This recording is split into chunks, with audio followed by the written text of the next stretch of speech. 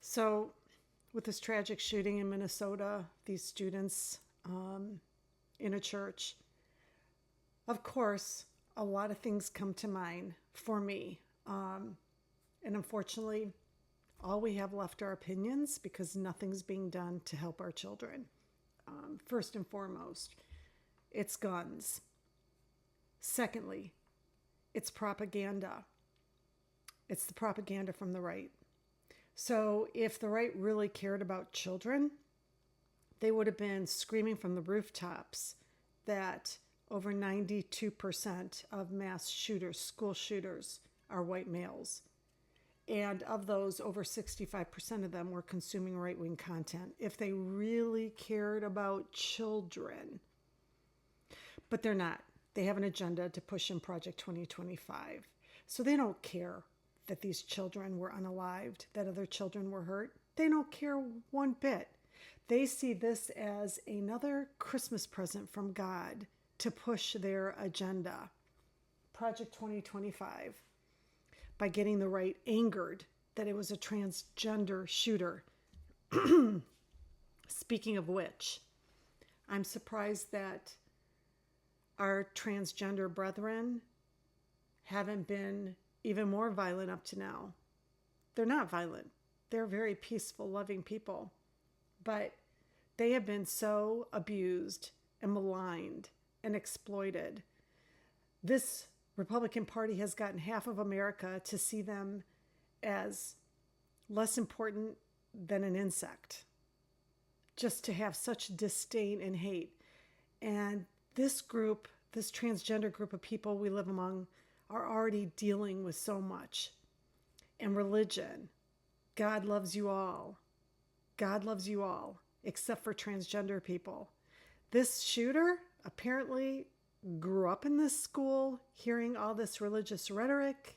His mom apparently worked there from what's being reported. And when you talk about religious trauma intersecting with a cultural war where transgender people are being demonized, the right wing created this shooter, like they do most of the shooters. They're creating them, and they're not doing anything about it because it's about gun sales, the gun lobbyists, and protecting them. I was also watching the children being interviewed, and there was this one young student who was explaining what happened. And then they said, but God was protecting me. God was protecting me. And that's basically why we were saved.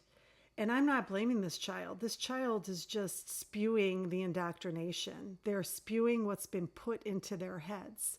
But can you imagine how you explain this to all the victims where God wasn't there for them? Like, Christians, read the fucking room. This God of yours is pretty freaking mean, picking this one, but not picking that one to help.